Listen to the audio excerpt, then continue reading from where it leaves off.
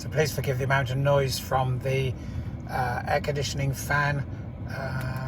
We got 31 degrees centigrade still at 8:41 at night, so it's kind of hot in the car. Just doing my end of month data drawdown. So from Leaf Spy I've taken the state of health and the HX and my average consumption for the month, and it gives me the chance to show you through using the settings button here to reset. So you can see I'm just pressing the button and scrolling around through the various settings. What you'll find is that when you get to each one, if you press the round button here, you get a reset, which is what I like to do every month. So take the economy back to 0.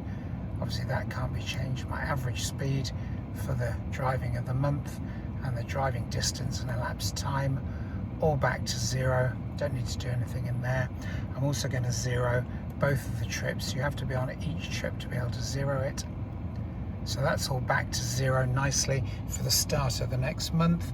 The ZE1 is very similar, but of course you don't have your menu buttons down here. They're up on the steering wheel on the more modern cars, but the basic principle is exactly the same. You can scroll through them and reset them.